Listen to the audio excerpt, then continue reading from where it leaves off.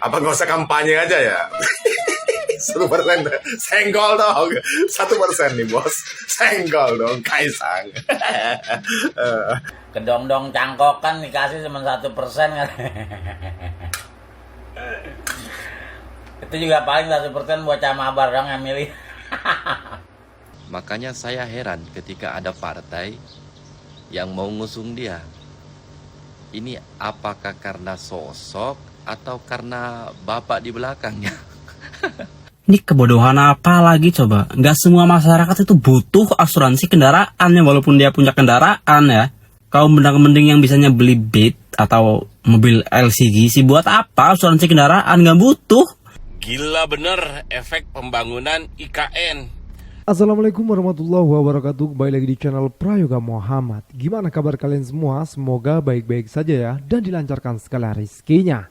Teman-teman semua, kita akan bahas lagi mengenai Kaisang yang akan maju di Pilgub DKI.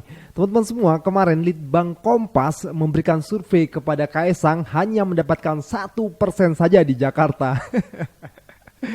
Aduh, tentu hal ini membuat gua sendiri ketawa ya, dan juga para netizen yang ikut bareng-bareng ketawa. Nah teman-teman semua, banyak juga ya katanya banyak orang yang tidak mau memilih Kaisang untuk menjadi Pilgub di DKI gitu ya.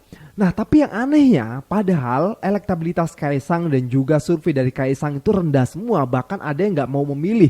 Tapi kenapa para partai-partai justru mengajak Kaisang untuk bergabung atau mengusung Kaisang menjadi gubernur di Jakarta, di DKI? Kan lucu ini. Sebenarnya karena apa ya? Karena sosok Kaisang sendiri atau karena bapaknya?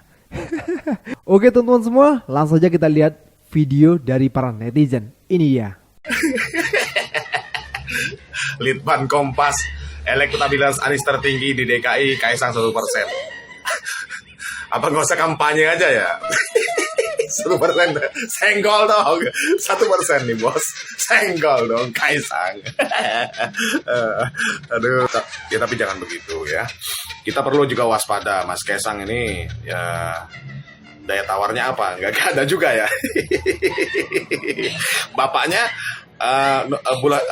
pemilihannya November, bapaknya turun Oktober. Siapa yang mau backup dia bos? Nah itu juga bos ya. Jadi atau kita buat judul sinetron nih ya, adik tak seberuntung kakak begitu. Kalau Gibran realistis lah, rasional kita lah. Pak Prabowo butuh Gibran ya, butuh suara Pak Joko Widodo mungkin ya untuk kemenangan Pak Prabowo ya. Tapi ini Kaisang gimana ini? Aduh kasihan sekali. Jadi itulah teman-teman ya. Tapi kita nggak boleh jumawa dengan ini teman-teman. Kita harus tetap berjuang ya, tetap berjuang ya. Tapi kita semakin yakin ini sebagai motor semangat. Elektabilitas Anies tertinggi, insya Allah kita menang ya. 1 putaran karena memang Jakarta butuh Anies, Anies butuh Jakarta. Merdeka, mantap. Dah Litbang Kompas. Kedong-dong cangkokan dikasih cuma 1% kan. Itu juga paling 1% bocah mabar dong yang milih. Jakarta mau coba main-main. Jakarta susah ya. Emang tega juga ya Litbang Kompas. 1% orang dikasih. Udah Mian pulang ke kampungnya ya, daripada tempur ntar malu ya gak? Parah ya. Habisin dulu nape bang, makanya baru komentar gitu loh biar lebih seru lagi. Ya begitulah ya dari Litbang Kompas ya. Menurut kalian bagaimana? Gua sih setuju banget kalau Kaisang maju aja di DKI gitu ya. Karena ini memungkinkan Pak Anies untuk benar-benar menang di DKI kan. Aduh, lawannya ngaco sekali ini. Lain lagi kalau kata Julhas ya. Kita lihat videonya. Pak, gimana kalau Kaisang maju Wagub Jakarta? Nanti saya tanya sama Bapak barusan habis rapat. Waduh, gitu. Jangan Pak Zul ketika lagi. Jangan Pak Jul. Coba kita lihat ekspresinya Pak Jokowi.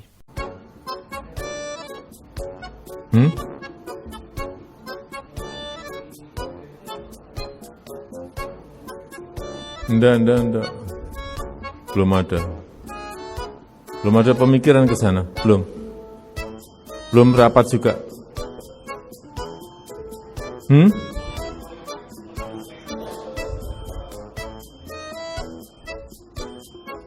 Di Jawa Tengah bagus. Di Jakarta juga bagus, karena ini kan semuanya wilayah Indonesia. Ya kali Pak di Timur Leste.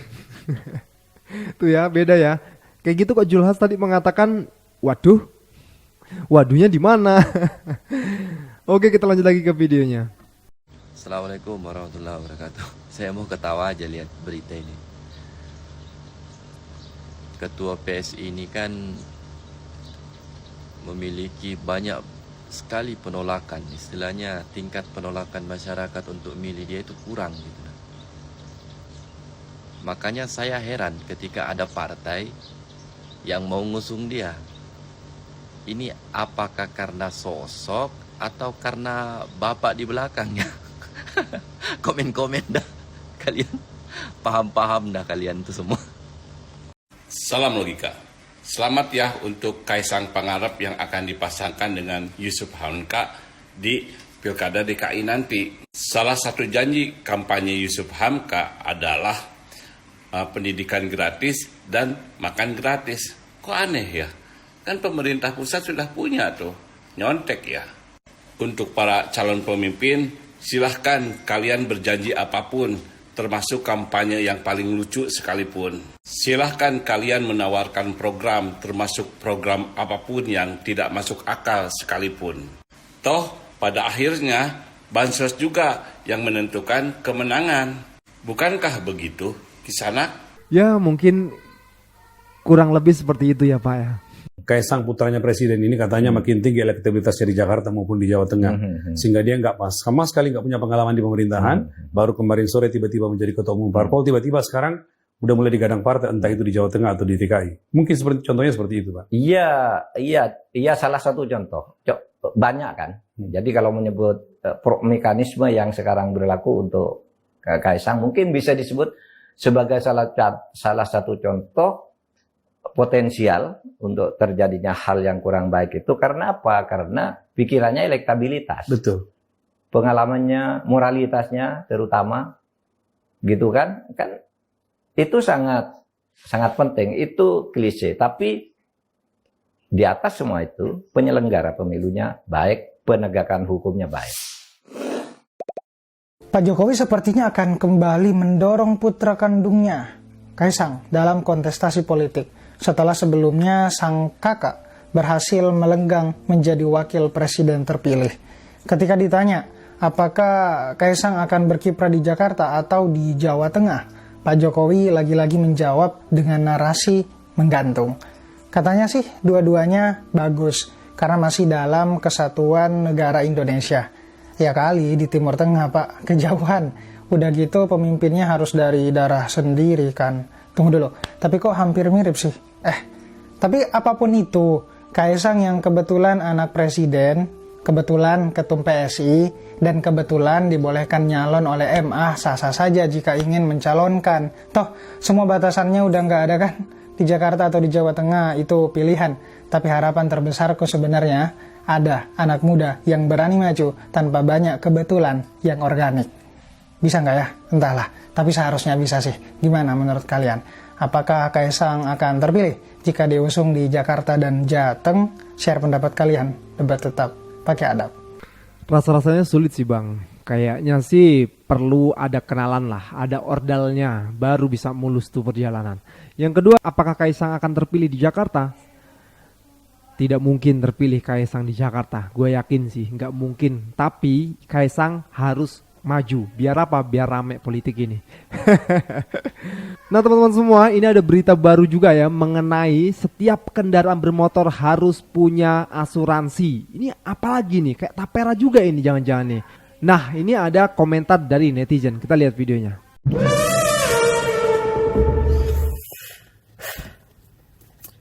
Ini kebodohan apa lagi coba? Nggak semua masyarakat itu butuh asuransi kendaraannya walaupun dia punya kendaraan ya.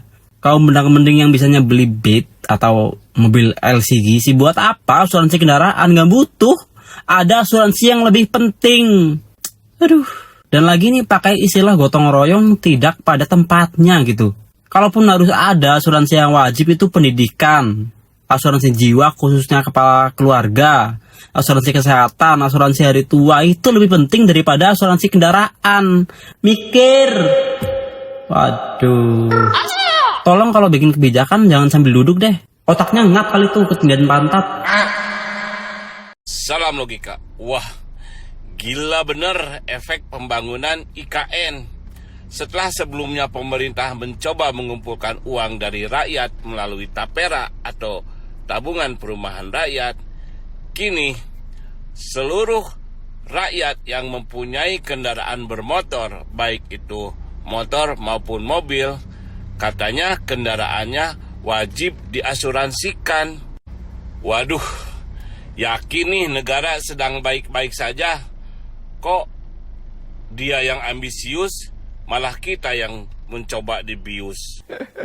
Dia yang ambisius, kita yang dicoba dibius. Iya juga ya. Ya jelas masyarakat nggak ada yang mau lah. Ini positif rame lagi nih kayak kemarin tapera nih. Kalau memang nanti kebijakan ini berlangsung ataupun berjalan gitu ya. Karena nggak semua orang itu membutuhkan asuransi. Ini kan lagi-lagi kayak kemarin tapera itu, nggak semua orang membutuhkan untuk rumah gitu ya. Karena kan nggak semua orang juga belum punya rumah gitu. Ada yang udah punya rumah, ada yang belum gitu. Ya seperti kayak ini nih, ngapain sih kayak gitu harus diwajibkan?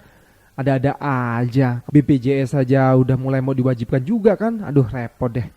Oke teman-teman semua, kalau menurut kalian bagaimana? Jangan lupa untuk berikan komentar dan kritikan kalian di bawah ini. Jangan lupa juga untuk like, subscribe channel ini. Kita tunggu guys. Nanti Pilkada DKI ya bakal seru lagi nih. Oke teman-teman semua, sekian dari gua Prayoga Muhammad. Wassalamualaikum warahmatullahi wabarakatuh.